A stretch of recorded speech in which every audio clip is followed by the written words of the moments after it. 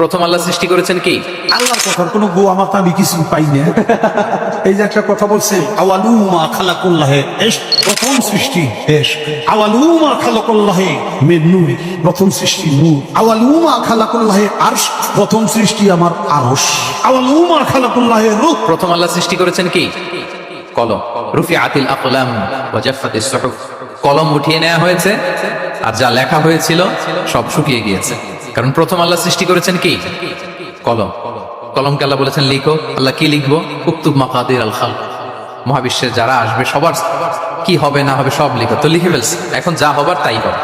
তাহলে দেখেন আকীদা সংক্রান্ত, ইসলামের বুনিয়াদী বিশ্বাস সংক্রান্ত চমৎকার কিছু লার্নিং, কিছু লেসন আল্লাহ রাসূল সাল্লাল্লাহু আলাইহি ওয়াসাল্লাম আব্দুল্লাহ ইবনে আব্বাসকে দিয়েছে, এবং এটা ছিল one on one meeting, private learning session. আর কেউ ছিল না তখন। আব্দুল্লাহ ইবনে আব্বাস এটা শুনেছেন এবং আমাদের কাছে বর্ণনা করেছেন। আচ্ছা, এক সাহাবী এসে বলল, ইয়া রাসূলুল্লাহ মাতা সাআ, হে নবী কিয়ামত কখন হবে? রাসূল সাল্লাল্লাহু আলাইহি ওয়াসাল্লাম কখন হবে উত্তর না দিয়ে প্রশ্ন করলেন, ওয়া মাযা আ'দাদতা লাহা, কিয়ামতের তোমার কি প্রিপারেশন, আগে ওইটা বলো। কিয়ামত কবে হবে জানার জন্য এত ব্যতিব্যস্ত, আগে বলো হোয়াটস ইউর প্রিপারেশন ফর কিয়ামত, তোমার কি প্রস্তুতি। তাহলে আরেকটা প্রশ্ন। প্রশ্নের বিপরীতে উনি উত্তর না দিয়ে উনি আবার কি করলেন? সবাই বলুন তো, উনি আবার কি করলেন? উনি নিজে আবার প্রশ্ন করলেন। তুমি জিজ্ঞেস করলে কিয়ামত কবে, তুমি বলো কিয়ামতের প্রিপারেশন কি নিছো বলো।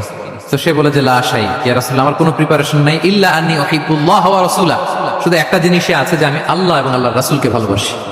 রাসূল সাল্লাল্লাহু আলাইহি ওয়াসাল্লাম বললেন, আনতা মা মান আহবাবতা, তুমি যাদেরকে ভালোবাসো তাদের সাথেই জান্নাতে থাকবে। আল্লাহ আল্লাহর রাসূলকে ভালোবাসো, তাদের সাথে তুমি কই থাকবে? জান্নাতে থাকবে। তাহলে প্রশ্নের পিঠে প্রশ্ন ছুড়ে দেওয়া।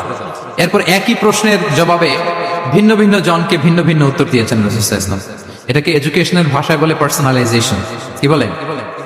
মানে যার যেটা লাগবে। শিক্ষক ভালো বুঝে, কয়েকটা ক্লাস নিলে উনি বুঝে ফেলে যে কার রিসিভিং ক্যাপাসিটি কতদূর, কার কোনটাতে ঘাটতি, কার কোনটাতে সমস্যা। একজন আদর্শ শিক্ষক, একজন চৌকস শিক্ষক, তিনি খুব সহজে এটা ধরে ফেলেন।